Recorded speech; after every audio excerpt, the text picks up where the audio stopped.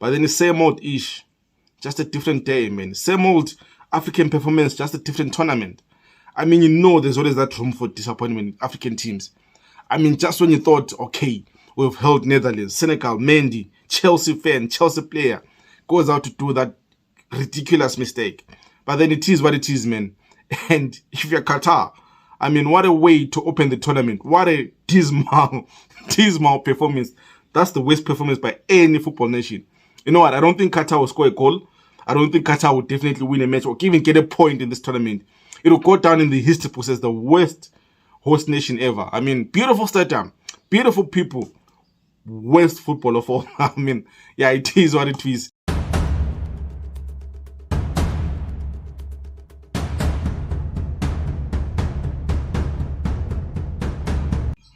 Welcome everyone to MRM Sports. I'm your host, Ronald Tim. What a tournament the World Cup has been, man.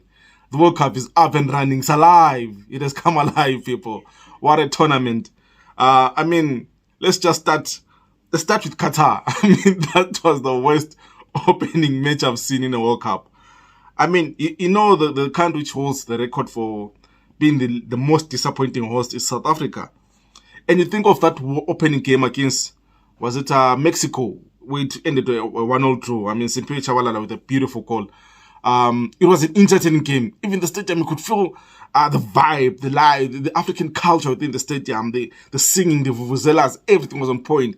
This game, this time around, when Qatar and Ecuador, I mean, Ecuador, you'd have thought Ecuador are the host nation, the way they were playing football. I mean, Qatar didn't even lay a glove on Ecuador. That was the opening worst match I've seen in a long time.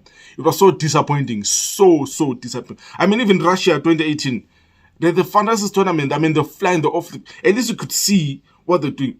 I mean, you wonder, it's been a while everyone knew Qatar was hosting the World Cup. You'd have thought maybe they'll be coming up with a plan. If you're going to play long ball or whatnot, I mean, rather send scouts to watch Ecuador play all the games, all the qualifiers. Do something to make sure you know how Ecuador thinks. But then, yeah, I mean, it is what it is. I mean, anyway, Qatar is not known for football, so we'll cut them some slack. But that was an embarrassing first game by the host nation. I mean, that was an embarrassing first game by the host nation. And, I mean, they're in the same group with Netherlands and Senegal. I mean, we're representing Africa over here. And I have to say, I was disappointed by Senegal, man. Beginning of the game, if you told me we're going to lose the game 2-0, I'd have said, okay, I can take it because the Dutch are a strong team. If you told me, but then the game would be like a 50-50 fight, and their first shot on target in the 80-something minute would result in a goal for Netherlands, then I would have been disappointed. I mean, the way the game panned out towards the end, I was a bit disappointed. I mean, Mendy, for the first goal, I'm still split between two lines. I think I was supposed to come for that goal. He was supposed to come for it because it's a 6-yard area cross. I mean, it's a ball from De Jong, beautiful goal from De Jong, a beautiful header by Gakpo, man. But then, at least if you're Mendy, if you're not going to get the ball, take out the man. Don't miss both. I mean, how do you miss a man? That's like missing an elephant with a slap. How do you miss a human being with your fist? If you're not going to punch the ball, punch the man. Or take out both of them, bro. Like, at least, I mean, it is what it is, though. The second goal, again, man, was at fault. I think that's a shot you could have saved. I mean, held it. Or if you're going to punch it or push it away further from the striker. I mean, for the game to end as a 2-0 now, I think that's a more damaging scoreline. At least now, you see now the goal difference. Because in all honesty, I always had a belief this was going to be a fight for second position with Ecuador. I didn't give Qatar any chance. A part of me did think maybe as the host nation, maybe, but then I didn't give them any chance. I've always known it was going to be a fight between Ecuador and Senegal. And the only saving graces were playing Qatar's second game. For me, Qatar are so bad as hosts that we might see a team which might not even score a goal in the World Cup or win a match as the host nation. I mean, that would be just so embarrassing. And you think, yeah, I mean, it is what it is. But looking at Senegal, I think looking at the way they played, maybe the Dutch were a bit, what can I say? Maybe the Dutch were a bit too strong. Yeah, should I say too strong for Senegal? Obviously, the Dutch have a good defense. I mean, your Van Dijk, your De Ligt, your Ake. That's a strong back three. That's a strong back three. You know, Dumfries on the wing, Daley Blind on the wing. That's a strong back five when you think about it. And you think going forward, Senegal, I mean, Sa was the only attacking outlet Senegal had. Only attack. I mean, he had a beautiful killer, which I think it was Van Dijk who deflected right. It's the only outlet we have, man. But other than that, I'm worried, eh? I'm worried. I think even the mid with I think the three defensive midfielders are all similar. They all play similar football. And what's with the fact that Dutch Saka Brace is the one taking set pieces? I mean, he never does that for Everton. At least give them to Sa or someone who knows how to deliver a ball inside. I mean, you can't tell me out of all the 10 outfield players, Dutch Saka, someone who's known as the defensive maestro for Everton, is the one who's taking the free kicks or the set pieces. I mean, there was not even one ball which was delivered, which was of quality into the box.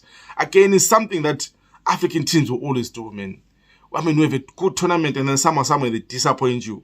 We have a good game, then you know. I mean, if you're watching African team in any major tournament, you have to give yourself that allowance, that possibility that before the 90 minutes are up, there can be some form of heartbreak, which you don't deserve. But then, yeah, I mean, I think the game against Ecuador is going to be a must-win, which will be the final game of the group. It is a must-win. We're hoping that Netherlands maybe put 2 or 3 past Ecuador, and then at least you can also put maybe 3 up against Qatar. And then the final showdown, anything goes. And again, man, I really thought maybe in this tournament we might not miss Mane much, but then yesterday I saw just how much I wished Mane was playing that game. But yeah, it is what it is. And then of course, Group B, man. I mean, England, Iran, USA and Wales. I mean, England ran 6-2 winners against Iran. You know, for some reason, I honestly wanted Iran to like win this game. No, even draw, but then you could see English quality. I mean, Iran were too defensive. You know, I never understand the situation where like a team just goes there to just try and defend all. I mean, it's tournament football. You know, English are the favorite teams. Give Harry Maguire a tough time. Go at them.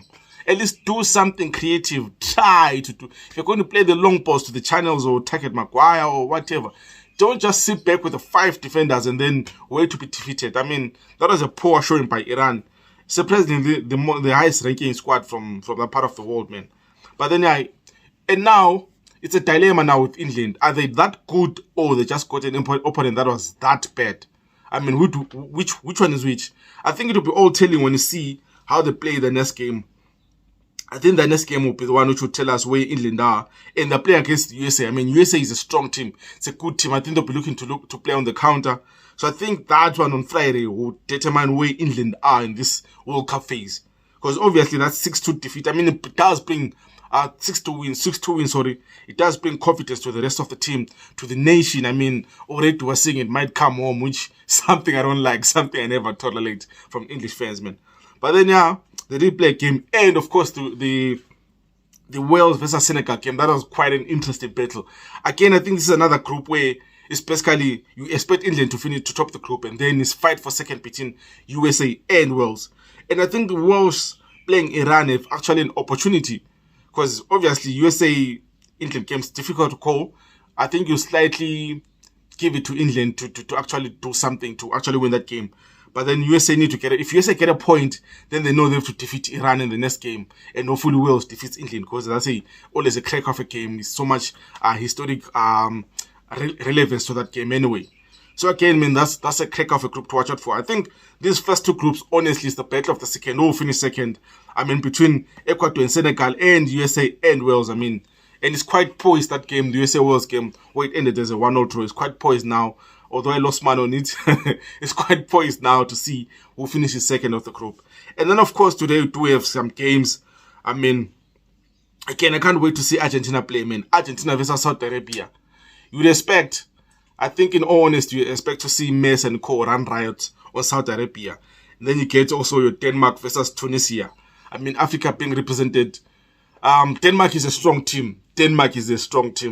So I worry for Tunisia, because I don't think this is the best Tunisian team which could have been outfielded, man. But then we'll see how it goes. Obviously, we follow with other African teams. Hopefully, this time around, we'll celebrate an African goal in this World Cup. I mean, we can't have 2 teams play and none of them score a goal. And when you think about it, I mean, Denmark did have a good Euro. Of course, that Christian Eriksen factor was a huge stumbling block for them. but then you'd expect them to actually have a good game against Tunisia. And I want Tunisia, please. I don't want Tunisia to see. I don't want to see Tunisia just lay down there and wait to be defeated. At least give us something. Give us something to cheer. Show us that even if you're defeated, at least you fought for that, for something out of the game. And then yeah, I mean Argentina, Saudi Arabia. What can you expect? I wouldn't be surprised if Argentina win like 3-4, 5-0. Unless if Saudi Arabia have the game of their life where they just nullify everyone. But you think, look at the attack Argentina has, man. And you just, I mean, you have Messi, Di Maria, Martinez, you have that boy at City, what's his name? Alvarez. I mean, that's just a strong team.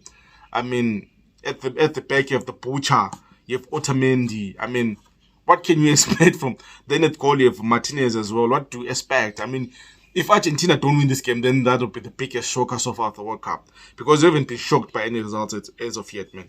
But then yeah, I think that's basically it. And then looking at which game is also playing. Oh yeah, the Poland and Mexico game. I mean, this is an interesting game. Because Mexico is a good footballing team. That was one of those teams that you never know how to expect, but then when they deliver the goals. And Poland, I mean, with Lewandowski scoring goals for fun for Barca, you know everything is upon him to produce for his country. You always know the pressure will always be on him to produce. But then yeah, we'll see how it goes, man. Hopefully we'll get some crack-off games. I mean, I'm hopeful that at least they're not that much disappointing. I mean, we expect to get goals from this game. And I would expect to see this team actually play brilliant football, man. I can't wait to see Messi play. I think this is his final World Cup, and you know, I mean, if he doesn't make it to the final, I mean, I would rather, in all honesty, I'm such a Messi fan, I would rather have him not play the final at all than to see him experience another defeat at the final. I mean, that would be so heartbreaking. I can't imagine that happening to the greatest footballer of all time, in my books anyway. But then yeah, guys, this is it, man. I can't wait to rate to more games, and hopefully Africa will pick up some points. I mean, we need at least one African team to go all the way to the quarterfinal. At least one team, just 1 out of 5, man. I know it will be like, what, in terms of percentage, that will be like 20%. But then we do need at least 1 out of 5, man. Yeah, this is it, guys. Don't forget to subscribe to the channel and like the video as well. I mean, I'll continue reacting to football, to World Cup scorelines, man. Hopefully we do get some shockers as well. Hopefully we do get some ridiculous scorelines, some cricket scorelines or basketball scorelines. I mean, imagine if Argentina score about 7, 8, 9 goals in a World Cup. At least break some records, you know. At least make it a memorable World Cup, because it is already memorable because it's the first to be hosted in November. But then make the tournament as well memorable, man. Don't forget to check out the channel. I love you lots, guys. Thank you for the support. Cheers. I'm signing out.